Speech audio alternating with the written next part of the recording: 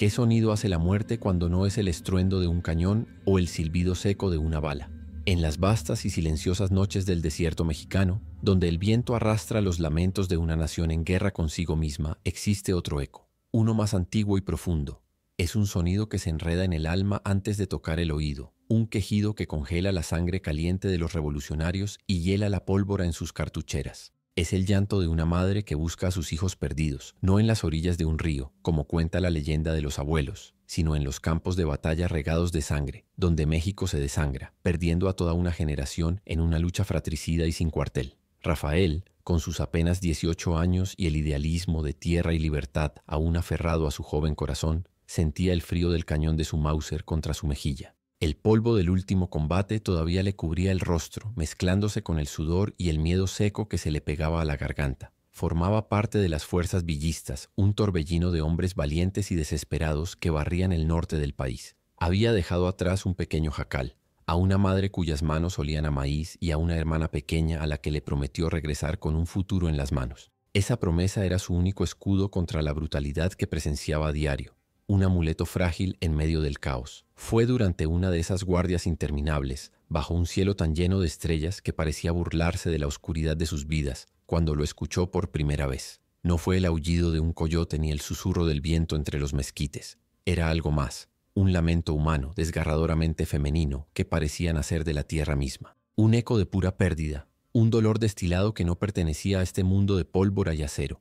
Se extendió por el campamento silencioso como una niebla sonora, un presagio que nadie se atrevía a nombrar en voz alta, aunque todos lo sintieran en la médula de sus huesos. Al principio, Rafael intentó desterrarlo de su mente, atribuyéndolo al agotamiento, al fuego del combate, que según decían los veteranos, dejaba cicatrices en el alma y sembraba fantasmas en la vigilia. Quizás era solo el producto de una mente mal alimentada y un cuerpo llevado al límite de su resistencia. Sin embargo, el sonido era demasiado nítido, demasiado cargado de una intención desoladora. Se encontró pensando no en los enemigos del otro lado de la trinchera, sino en el terror primordial de la oscuridad, en los cuentos que su abuela le narraba junto al fogón, historias de espectros que penan por culpas eternas. El miedo que sentía no era el de un soldado, sino el de un niño perdido.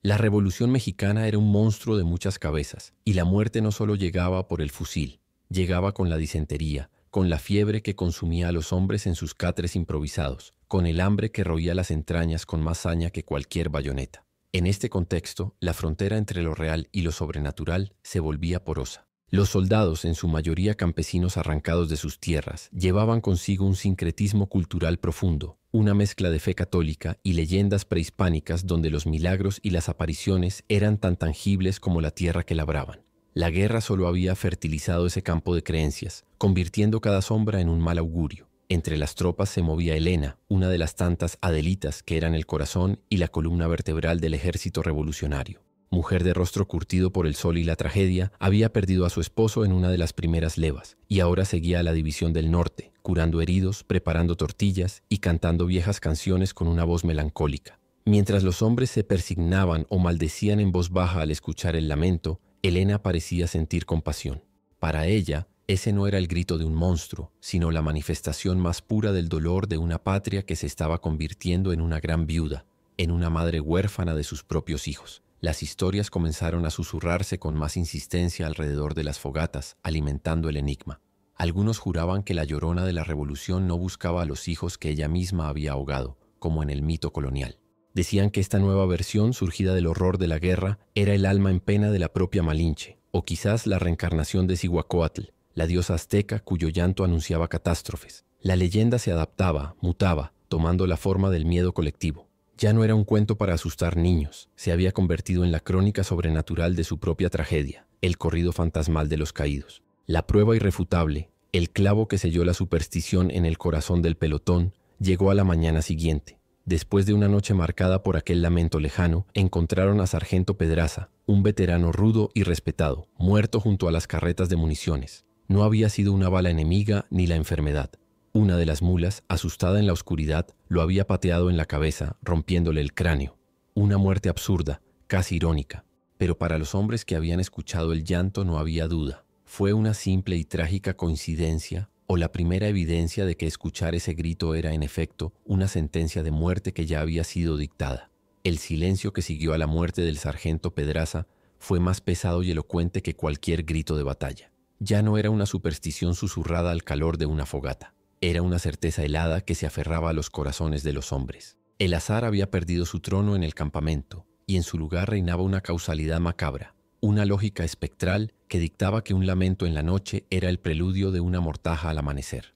Cada sombra parecía alargarse con intención, y el viento, antes un simple compañero del desierto, ahora era un vehículo de malos presagios, un mensajero de la dama del llanto que parecía haber elegido a su regimiento como su coto de caza particular, recogiendo almas con una puntualidad aterradora. Fue entonces cuando la figura del coronel Fierro se agigantó, no por su estatura, sino por la densidad de su furia. Un hombre forjado en 1000 escaramuzas, con un rostro que parecía un mapa de cicatrices y desengaños. Para él, el único fantasma real era la insubordinación, y la única voz que merecía ser escuchada era la de la victoria.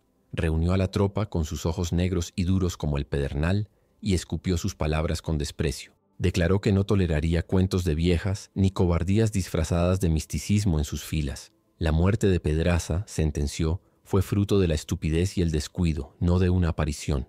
La guerra era asunto de hombres, no de espectros. Las palabras del coronel, lejos de calmar a Rafael, lo sumieron en una soledad aún más profunda. El escepticismo que había intentado mantener como un escudo ahora yacía hecho añicos a sus pies. Sabía lo que había escuchado.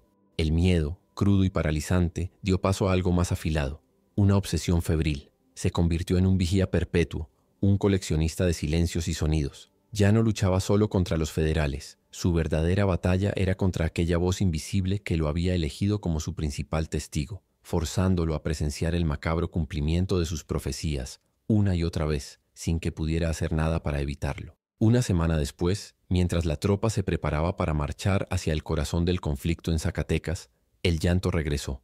Esta vez no fue un eco lejano, sino un sonido cercano, casi íntimo, como si la mujer que lloraba estuviera justo al otro lado de la loma, oculta por la oscuridad impenetrable del desierto. Rafael sintió como el vello de su nuca se erizaba, una reacción primitiva que escapaba al control de su voluntad. Contuvo la respiración, y en el silencio que siguió al lamento, un silencio antinatural que parecía absorber todos los demás ruidos, solo pudo escuchar el latido frenético de su propio corazón, un tambor anunciando una nueva desgracia, y la desgracia llegó, no con la pompa de la batalla, sino con la discreción de la enfermedad. Felipe, un muchacho que apenas había abandonado la adolescencia y que tocaba el tambor con un entusiasmo que contrastaba con el horror circundante, amaneció ardiendo en fiebre. Sus delirios, antes de que la muerte lo silenciara al mediodía, no eran sobre soldados enemigos ni sobre su hogar perdido. Eran sobre una mujer de blanco que lo llamaba desde la orilla de un río de sangre. Para los hombres, la conexión era inequívoca. La Llorona ya no solo anunciaba la muerte, ahora entraba en los sueños de sus víctimas para llevárselos. Esa noche, el ambiente alrededor de la fogata era distinto. El miedo había forjado una extraña camaradería. Los hombres no hablaban de mujeres ni de hazañas pasadas. Compartían fragmentos de sus vidas con una urgencia solemne, como si necesitaran dejar un rastro de su existencia antes de que ésta se apagara. Rafael, atormentado por las dudas, se acercó a Elena, quien remendaba una camisa a la luz temblorosa del fuego. Su serenidad en medio de la creciente histeria era un faro de extraña calma, y él necesitaba anclarse a algo que no fuera el terror puro o la ira ciega del coronel. Con la voz entrecortada, le preguntó directamente, ¿tú no le tienes miedo? Elena levantó la vista de su costura, y en sus ojos no había juicio, solo una profunda y antigua tristeza. Negó lentamente con la cabeza. Tenerle miedo es no entenderla, muchacho, respondió con una voz suave pero firme. No es un monstruo que caza por placer. Es el alma de esta tierra, de este México nuestro que se desgarra. Llora por nosotros, por todos los hijos que se matan entre hermanos. Su grito es el grito que nuestras propias madres no se atreven a soltar. El lamento de una patria que se está quedando vacía. La interpretación de Elena le ofreció a Rafael una nueva perspectiva, una que era, si cabe, aún más aterradora. No luchaban contra una entidad maligna, sino contra la personificación de su propio dolor colectivo. El espectro no era un enemigo, era un espejo. A partir de ese momento, su obsesión cambió de naturaleza. Ya no solo temía el sonido, intentaba descifrarlo. Anotaba mentalmente la dirección del viento, la fase de la luna, la hora exacta del lamento. Buscaba un patrón, una lógica en su gramática de la muerte, aferrándose a la creencia de que si podía entender por qué lloraba, quizá podría predecir a quién se llevaría después. Mientras tanto, la guerra no esperaba a nadie. La División del Norte avanzaba implacable hacia Zacatecas, una ciudad estratégica cuya toma podría definir el curso de la revolución. Los partes de guerra hablaban de miles de federales atrincherados en los cerros que rodeaban la ciudad La Bufa y El Grillo, convirtiéndola en una fortaleza casi inexpugnable. El aire se cargaba de una tensión palpable, una mezcla de anticipación heroica y la certeza de una carnicería inminente. El llanto del espectro y el rugido de la artillería que se avecinaba comenzaban a fusionarse en la mente de los soldados, como dos cantos de una misma misa de difuntos. El lamento se volvió más audaz, más frecuente. Ya no se contentaba con las noches. A veces, en pleno día, un soldado juraba haberlo escuchado mezclado con el silbido del viento, una nota discordante en la sinfonía del desierto. La paranoia se convirtió en una plaga. Los hombres empezaron a verse unos a otros con recelo, como si el siguiente en morir ya estuviera marcado, como si llevara un sudario invisible. La disciplina, ese pilar de hierro sobre el que el coronel Fierro construía sus victorias, comenzaba a oxidarse, a ceder ante el peso de un enemigo que no sangraba ni podía ser alcanzado por las balas. La paciencia del coronel Fierro finalmente se rompió. Durante una inspección encontró a un soldado temblando y rezando en su puesto, balbuceando que la Llorona lo había llamado por su nombre. Fierro, en un acto de furia calculada, lo arrastró al centro del campamento y ordenó que le dieran 20 latigazos por cobardía y propagación de histeria. Mientras el látigo rasgaba la espalda del hombre, Fierro gritó que el único lamento que se permitiría en su regimiento sería el de los enemigos. Prohibió tajantemente, bajo pena de castigo severo, volver a mencionar a la fantasma Llorona. El edicto del coronel no silenció el miedo, simplemente lo obligó a esconderse, a enquistarse en el interior de cada soldado. La camaradería de la fogata se extinguió, reemplazada por una desconfianza silenciosa. Los hombres evitaban las miradas, temerosos de que en los ojos del otro pudieran ver su propio destino fatal. El campamento se volvió un lugar de susurros ahogados y terrores mudos. La prohibición de hablar del fantasma le otorgó a éste un poder aún mayor, convirtiéndolo en un tabú, una presencia innombrable cuya existencia se confirmaba con cada nuevo silencio forzado. El verdadero enemigo ya no era solo el ejército contrario, sino la atmósfera irrespirable dentro de sus propias filas. La marcha continuó, adentrándose en un paisaje cada vez más árido y hostil. El sol golpeaba con una violencia implacable. El polvo se metía en los pulmones, en la comida, en las heridas. El agua escaseaba y los hombres bebían de pozos dudosos, con el sabor metálico del desierto y la muerte en la boca. El mundo de Rafael se redujo a sensaciones primarias: el peso de su fusil, el ardor de sus pies llagados, el hambre constante y una alerta perpetua en sus oídos, esperando siempre el sonido que partía la realidad en dos. Su estado mental comenzó a fracturarse bajo la presión. Las noches sin dormir, la alimentación deficiente y el terror constante lo empujaron al borde de la alucinación. En las formas caprichosas de las nubes veía rostros de mujeres llorando. Las sombras de los cactus al atardecer se contorsionaban como figuras encorvadas por el dolor. Empezó a dudar de sus propios sentidos. ¿El llanto era real o era él quien se estaba volviendo loco? ¿Estaba siendo perseguido por un espectro o por los fantasmas de su propia mente traumatizada? La ambigüedad era una tortura, un purgatorio sin fin. La prueba definitiva de su cordura o de la locura del mundo se presentó durante una escaramuza en un pequeño pueblo abandonado. Se encontraban registrando las casas de adobe cuando una ráfaga de fuego los sorprendió desde el campanario de la iglesia. Rafael estaba agachado junto a su amigo de la infancia, Javier, un muchacho que se había unido a la causa con él. Justo un segundo antes de que las balas silbaran sobre sus cabezas, Rafael juró haber escuchado un grito, no el lamento prolongado, sino un sollozo agudo y cercano, como una advertencia. Instintivamente se arrojó al suelo, arrastrando su cuerpo detrás de un abrevadero de piedra. Javier, que tardó una fracción de segundo más en reaccionar, se desplomó a su lado con una mancha roja expandiéndose rápidamente en su pecho. Murió sin emitir un sonido, con los ojos abiertos y fijos en el cielo indiferente. Rafael, ileso pero cubierto por la sangre caliente de su amigo, quedó paralizado. El lamento no había sido una sentencia para él, sino un aviso que no había sabido transmitir a tiempo. La revelación fue como un relámpago en la oscuridad. ¿Y si la Llorona no era una cazadora, sino una guardiana macabra?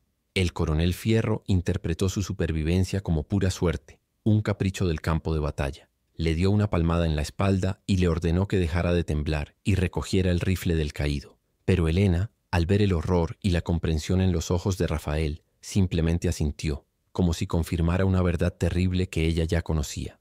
Para Rafael, el mundo se había invertido. El verdadero terror no era escuchar el llanto, sino la posibilidad de no entender su mensaje a tiempo. La muerte seguía siendo la única certeza, pero ahora venía con una gramática que él estaba desesperado por aprender. Conforme se acercaban a las colinas de Zacatecas, el aire se espesaba con el olor a pólvora y muerte. Se podían escuchar a lo lejos los primeros intercambios de artillería, un trueno constante que prometía un infierno en la tierra. La tropa marchaba en un silencio sombrío, cada hombre perdido en sus pensamientos. Rafael ya no buscaba el llanto con miedo, sino con una atención desesperada. Se había convertido en un intérprete reacio de los dolores del más allá, y sabía con una certeza que le helaba los huesos que antes de la gran batalla, la Llorona volvería a cantar su canción más triste y desoladora. El campamento se estableció a la vista de las fortificaciones enemigas. La tensión era casi física, un nudo en el estómago de cada soldado. El coronel Fierro daba órdenes con una energía febril, preparando la estrategia para el asalto del amanecer. Hablaba de flancos, de cargas de bayoneta y de gloria, pero sus palabras sonaban huecas, ahogadas por la expectativa de la violencia que se cernía sobre ellos. Los hombres limpiaban sus rifles, escribían cartas que probablemente nunca serían enviadas o simplemente miraban al horizonte, esperando la noche y el veredicto final del espectro que los acechaba. En su mente, Rafael repasaba cada muerte, cada lamento. Pedraza, el sargento rudo, Felipe, el joven tamborilero, Javier, su amigo del alma. No había un patrón de víctimas, no eran los más cobardes ni los más valientes. El único elemento común era el sonido que precedía a su fin. La teoría de Elena resonaba en su cabeza. Llora por todos los hijos que se matan. Quizás no elegía, simplemente constataba. Su llanto no era una flecha, sino el eco de la flecha que ya había sido disparada por el destino. Esta idea no le traía consuelo, solo una resignación profunda y amarga. La geografía del lugar parecía diseñada para amplificar el miedo. El eco de las voces rebotaba en las formaciones rocosas, el viento aullaba en los cañones y la aridez del paisaje hacía que cualquier sonido anómalo destacara con una claridad aterradora. Era un teatro perfecto para una tragedia, y ellos eran los actores a punto de entrar en escena. Rafael sentía el peso de la historia sobre sus hombros, la historia de su país y la leyenda que se había entrelazado con su destino.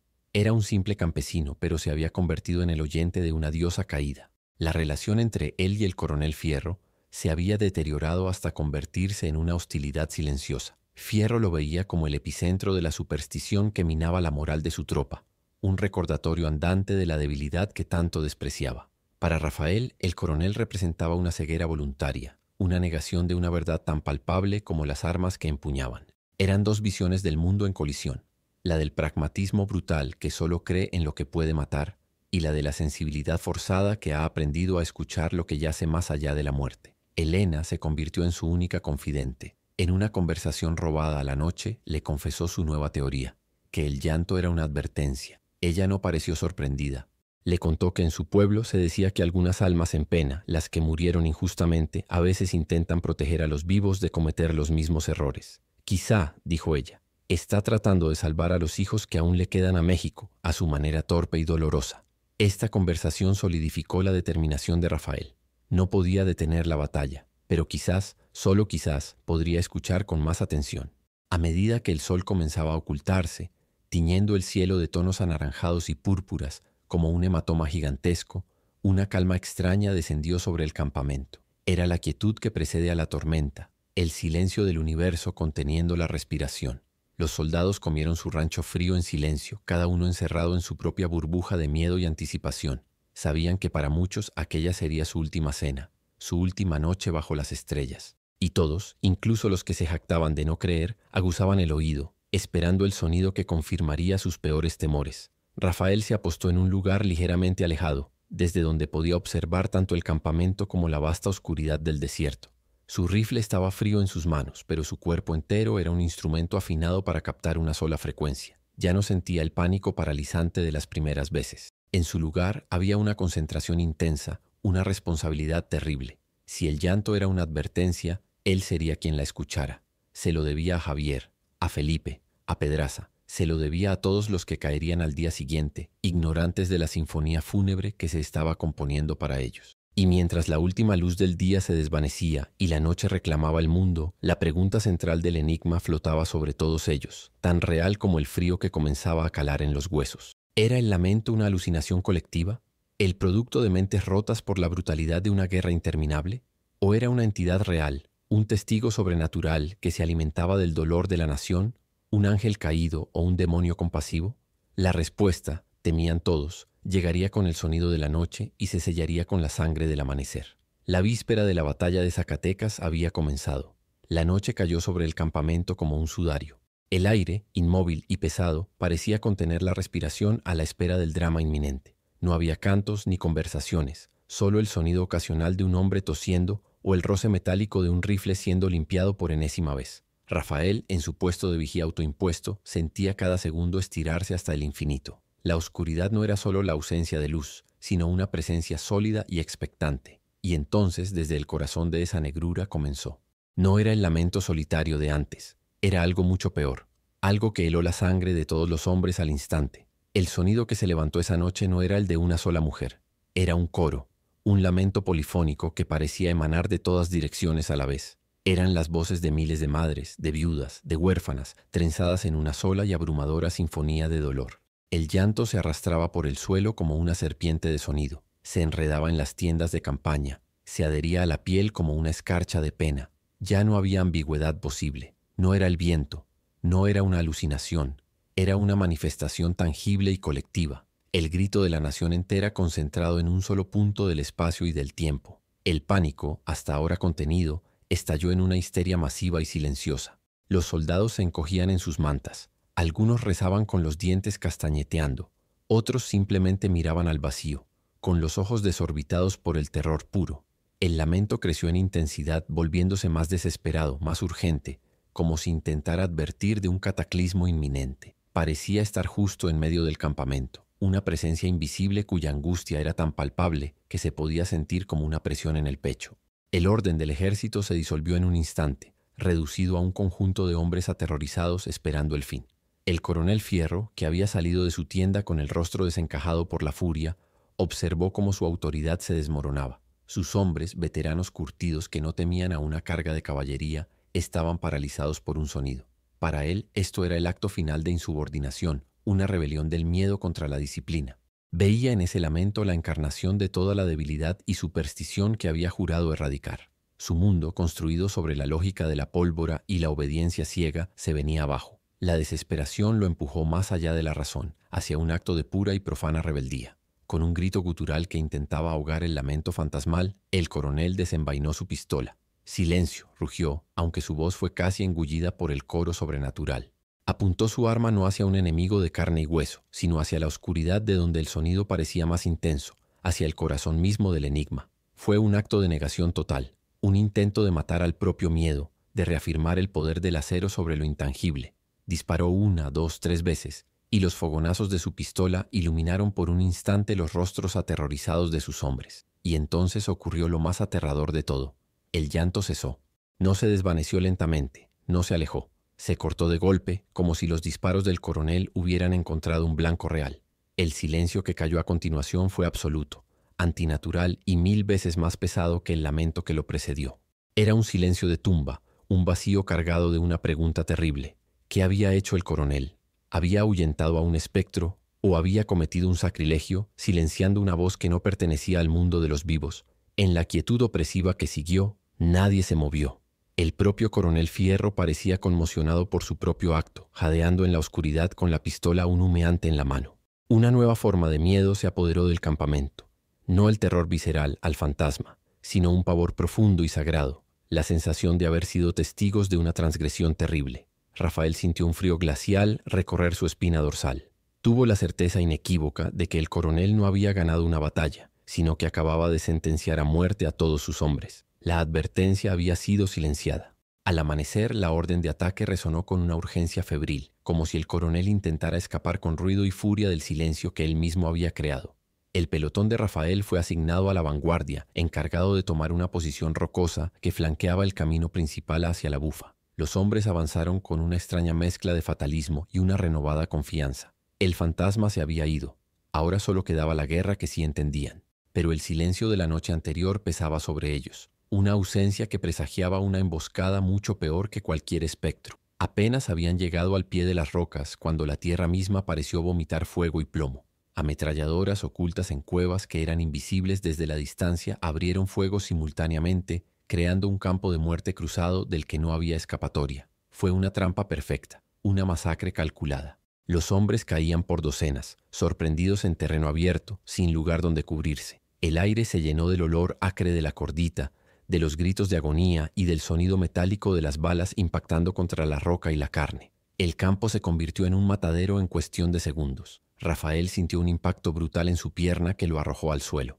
Mientras yacía entre los cuerpos de sus compañeros, con un dolor insoportable nublando su visión, la verdad lo golpeó con la fuerza de una revelación divina y terrible. El llanto desesperado de la noche anterior, el coro de lamentos, no los estaba acechando a ellos. Estaba concentrado en este preciso lugar. La Llorona no lloraba por los que ya estaban muertos, lloraba por los que estaban a punto de morir, aquí, en esta trampa. El lamento no era una amenaza, era una advertencia desesperada. El coronel no había matado a un fantasma, había asesinado su única oportunidad de sobrevivir. El sonido de la batalla se fue apagando lentamente, reemplazado por un coro mucho más humano y desgarrador, los quejidos de los heridos y los moribundos. Rafael yacía en el suelo con la pierna destrozada en un mar de cuerpos vestidos de manta y caqui. El sol que apenas unas horas antes prometía la gloria, ahora iluminaba una escena de carnicería sin sentido. A su alrededor, los rostros de sus compañeros, antes llenos de vida y miedo, eran ahora máscaras de polvo y sangre, con los ojos abiertos hacia un cielo mudo. La victoria, si es que alguien la había obtenido, no tenía sabor a nada más que a ceniza y a pérdida. Fue encontrado horas después, casi inconsciente, por un grupo de soldaderas que peinaban el campo en busca de supervivientes. Mientras lo subían a una camilla improvisada, Rafael aguzó el oído con una última y desesperada esperanza. Escuchó el viento, los lamentos de los heridos, las órdenes a lo lejos, pero no el llanto. El espectro se había ido. El silencio que ahora reinaba en su percepción era la prueba final de su teoría, una confirmación vacía y desoladora. La advertencia había sido emitida, ignorada y finalmente silenciada. Ahora solo quedaban las consecuencias, la cruda y sangrienta realidad.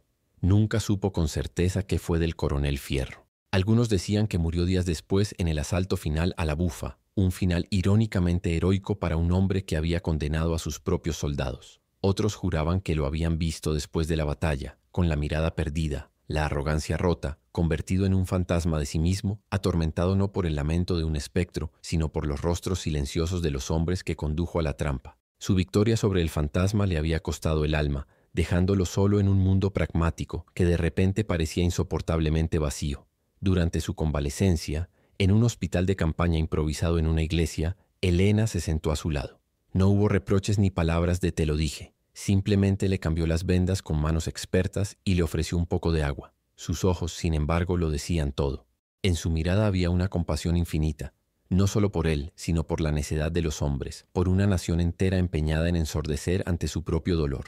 A veces, dijo ella en voz baja, el peor enemigo no es el que te apunta con un rifle, sino el que se niega a escuchar. Rafael sobrevivió a la guerra, regresó a su pueblo, a su jacal, con una pierna que nunca volvería a ser la misma y un alma llena de cicatrices invisibles. El joven idealista que se había marchado en busca de tierra y libertad había muerto en los campos de Zacatecas. En su lugar volvió un hombre silencioso, cuyos ojos habían visto demasiado. A veces, en las noches de viento, su madre lo encontraba mirando al horizonte y le preguntaba qué buscaba. Él nunca respondía. No buscaba nada. Estaba escuchando el silencio, el recuerdo permanente de la advertencia que no pudo evitar. La historia de la Llorona que perseguía a los ejércitos revolucionarios se convirtió en una más de las miles de leyendas nacidas del conflicto. Para los historiadores, no es más que un fascinante caso de histeria colectiva, una manifestación psicológica del trauma de guerra en una sociedad profundamente supersticiosa. Pero para quienes estuvieron allí, para los que sintieron el frío de su lamento en los huesos, la explicación es mucho más simple y a la vez más compleja. El espectro era real porque el dolor que lo invocaba era real, la pérdida era real, la muerte era real. Y aquí es donde la historia se vuelve una pregunta para nosotros. ¿Qué es más fácil de aceptar? La existencia de un fantasma que llora por los caídos, otorgando un sentido mítico y trascendente a la masacre. O la cruda y absurda verdad de una guerra civil, donde hermanos se matan sin otra razón que la ambición de otros, donde la muerte es solo un hecho brutal y sin significado. La Llorona quizás no fue una maldición, sino una forma de misericordia, un intento desesperado de la psique colectiva por encontrar un porqué en medio del caos. Dicen que la Llorona dejó de gritar en los campos de batalla, porque ya no quedaban hijos por los cuales llorar. Su lamento no se fue, se quedó en el silencio de cada madre que esperaba en vano, de cada viuda que vistió de luto, de cada huérfano que creció sin conocer a su padre. No se desvaneció en el aire del desierto, se disolvió y se convirtió en parte de la memoria de México, un eco perpetuo en la sangre y en la tierra. Su grito no se fue, se quedó en nosotros, recordándonos el precio de la guerra y el sonido eterno del dolor.